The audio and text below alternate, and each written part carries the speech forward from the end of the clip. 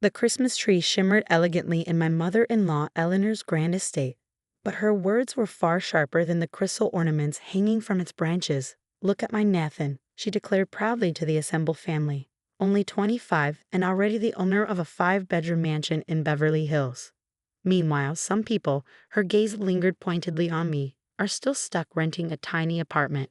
I took a slow sip of my wine, observing my husband's discomfort. Lucas, Nathan's older brother, was 30. We lived in what Eleanor called embarrassingly modest conditions, not because we lacked the means, but because we were practical. I worked as a forensic accountant and Lucas was a thriving software engineer, yet we preferred to be cautious with our finances. With a flourish, Eleanor pulled out a massive red envelope from beneath the tree. "And now, a special gift for my perfect son. Nathan, sweetheart, you've worked so hard." Nathan's girlfriend, Sophia, let out a delighted squeal as he opened it, revealing documents for a $3.2 million beachfront property in Malibu. "Mom, you really shouldn't have." "Don't be silly. You deserve it. Those investment returns you showed me, brilliant. My son, the financial mastermind." I felt Lucas tense beside me. For months, he had been wary of Nathan's sudden financial success. But Eleanor dismissed any questions with sharp accusations of jealousy. Speaking of investments, Eleanor's eyes locked onto mine with a knowing smirk. "How's that little job of yours going?" "Still playing around with spreadsheets." Maintaining my composure, I replied evenly, "Actually, I just wrapped up a major case." "Fascinating work, tracing hidden assets and investigating money laundering." I noticed the faint tremor in Nathan's champagne glass. "Interesting." "Well," Eleanor scoffed, waving a hand dismissively, "not everyone is naturally gifted like Nathan. He didn't even need college. Did you know he made his first million at 23?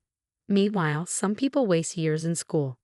A vibration from my purse caught my attention. A message from my office. "Records verified.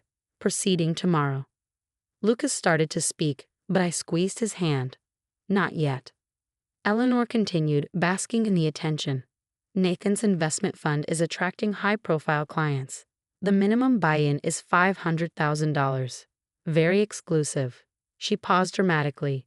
"Naturally, I invested most of my retirement. The returns are astonishing." I watched Nathan closely. There it was, a flicker of unease. "That's quite impressive," I commented. "Which regulatory body oversees the fund?" "Oh dear," Eleanor chuckled, waving me off. "You wouldn't understand all the technical details. Nathan manages everything." "Don't you, darling?" Nathan forced a tight smile. "Mom, maybe we shouldn't discuss client matters." "Nonsense. Family should know about your success. Especially since some members," another pointed glance at me, "clearly need financial advice." "What was your last return rate, dear?" 28%, Nathan muttered. I opened my laptop, an object of constant ridicule in Eleanor's world of excess. "Mind if I look up your fund? I might be interested in investing." "It's private," Nathan said quickly, "invitation only." "That's odd," I replied, typing a few quick searches, "because there's no registered investment fund under your name." In fact, I turned the screen slightly toward him, watching his face go pale. "All I can find are shell companies linked to offshore accounts." Eleanor's crystal glass slipped from her hand, shattering against the marble floor. "How dare you? Nathan's business is completely legitimate. Show her, darling." I leaned back. "I'd love to see the documentation, especially since the SEC is very interested in unregistered funds that promise guaranteed returns." The room seemed to turn ice cold. "You," Nathan shot up from his seat, "you've been investigating me." "Not personally," I clarified. "But did you really think no one would notice? The shell companies, the circular transactions, the fact that 6 businesses are registered under your mother's home address." Lucas stood beside me, his voice calm but firm. "How much, Nathan?" "Don't answer that," Eleanor snapped. "This is absurd. You're just jealous. That's why you live in that tiny apartment counting other people's money while my Nathan has been running a Ponzi scheme," I finished, "using your retirement savings and his investors' money to create the illusion of wealth. The mansion, bought with laundered funds, the luxury cars, leased under fake companies, and now the beach house." My phone buzzed again. Right on time. "That's why you never visited the mansion, isn't it, Mom?" Lucas asked softly. You always met Nathan at restaurants or here, because it's not actually his. It's a short-term rental, isn't it, Nathan? Sophia's face drained of color as she grabbed her designer purse. Nathan, what are they talking about? A piercing sound cut through the heavy silence. Sirens. Mother, Nathan's voice cracked. I can explain. I calmly closed my laptop as federal agents stepped through the door. Actually, you'll be explaining to them. Eleanor collapsed into her designer armchair, watching in horror as her golden child was handcuffed in the middle of her pristine living room. This is your fault, she screeched at me, mascara streaking down her cheeks. You've always been jealous of my Nathan's success. I gathered my things, unaffected. No, Eleanor. I was simply doing my job. Maybe if you had spent less time flaunting his so-called success, and more time questioning where the money came from, you wouldn't have lost your retirement to your perfect son scam. Eleanor's face contorted. Lost my. She turned to Nathan, dawning horror in her eyes. What does she mean, lost my retirement? But Nathan was already being led away, leaving his mother to face the consequences of her blind faith. Lucas and I walked out of Eleanor's mansion for the last time, her sobs echoing behind us. Our apartment doesn't seem so small now, does it? I murmured. Lucas exhaled slowly, wrapping an arm around me. You knew? All this time? I had my suspicions, but when Eleanor bragged about putting her retirement into his fund, that's when I contacted the SEC. My phone buzzed once more. Additional accounts uncovered. Total fraud exceeds $50 million. The next morning, the headlines exploded. Financial prodigy arrested in $50 million Ponzi scheme. The images of Nathan's extravagant lifestyle, mansions, sports cars, yacht parties, suddenly became exhibits in a case of mass deception. At precisely 8 a.m., my office phone rang. Eleanor's voice, thick with rage and desperation, exploded through the speaker. You've ruined everything. The country club revoked my membership. My friends won't answer my calls. How could you do this to our family? I remained steady, years of handling fraud victims sharpening my tone. I didn't do this, Eleanor. Nathan did when he decided to steal from his own mother. He was going to pay it back. He just needed time. With what money? The mansion was rented. The cars were leased under fake names. Even his designer suits were bought with stolen funds. There was a heavy pause. But the beach house was bought with money from his latest victims, including your retirement fund. The silence that followed was suffocating. In the weeks that followed, Nathan's entire fraudulent operation was exposed.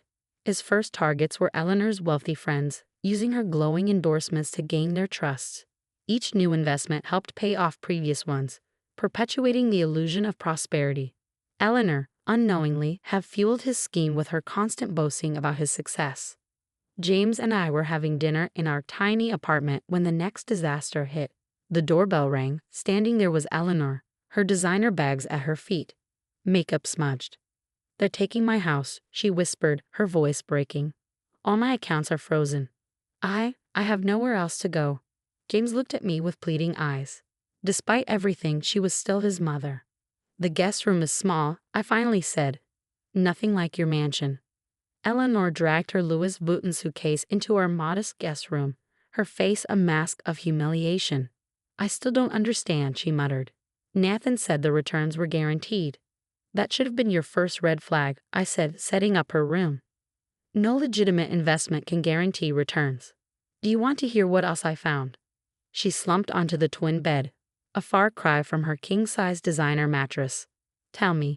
I pulled out my laptop. Nathan started by borrowing money from college friends. He used their funds to create the illusion of wealth, rented cars, borrowed watches, staged photos in other people's homes. Your bragging convinced your friends to invest. Their money paid fake returns to earlier investors and funded his luxurious lifestyle. But the mansion tours, the investment meetings, completely staged. He'd rent luxury properties for a day and hire actors to pretend they were satisfied investors. That's why you were never allowed to show up unannounced. Eleanor's perfectly manicured hands trembled. My retirement fund was used to purchase the beach house you gave him for Christmas. He needed a real asset to show his investors. The property records would have exposed the truth, but you never checked. A knock at the door interrupted us. FBI agents had more questions about Nathan's operation. As they spoke to Eleanor, her composed facade crumbled. "I told everyone to invest," she sobbed. "My best friend Margaret put in her late husband's life insurance money. The Petersons invested their grandchildren's college funds. All because I couldn't stop bragging about my perfect son." The investigation uncovered even more victims. Nathan's girlfriend, Sophia, had invested her trust fund. Eleanor's sister had remortgaged her house. All gone, used to maintain the illusion of success that Eleanor had so proudly broadcasted. Months passed. Our tiny apartment became Eleanor's refuge as her world fell apart. She learned to do her own laundry, cook simple meals, and live without household staff. Each day brought new humiliations, returning leased luxury cars, surrendering designer bags for evidence, watching her society friends turn their backs on her. "Why didn't I see it?" she asked one evening, helping me with dishes, something she'd never done before. "The signs were there." "Because you wanted to believe," I replied gently. "Nathan showed you exactly what you wanted to see, a son more successful than his brother, proof that you didn't need a college degree, validation of your parenting choices." One night, James found Eleanor crying in the guest room, surrounded by old family photos. "I was so cruel to you both," she whispered, "mocking your careers, your apartment, your responsible choices, all while praising Nathan's lies." Nathan's sentencing hearing took place on a rainy Tuesday. Eleanor sat upright in the courtroom, her gaze fixed on her perfect son in his prison jumpsuit. The judge was unrelenting, 20 years in prison, along with restitution orders he could never hope to fulfill. The defendant exploited those closest to him, the judge declared. He used family ties to gain trust, then betrayed that trust for his own gain. Outside the courthouse, Eleanor faced the press. "My son committed terrible crimes," she said firmly. "I unknowingly helped him by boasting about his fake success. To everyone who invested because of my words, I am deeply sorry." A year later, Eleanor had changed. She sold her remaining jewelry to help repay Nathan's victims, took a job as a receptionist, and learned to live modestly. Our tiny apartment had taught her valuable lessons about true wealth. "I got a letter from Nathan," she mentioned one Sunday dinner. "He wants me to write a character reference for his appeal. Says he found God in prison."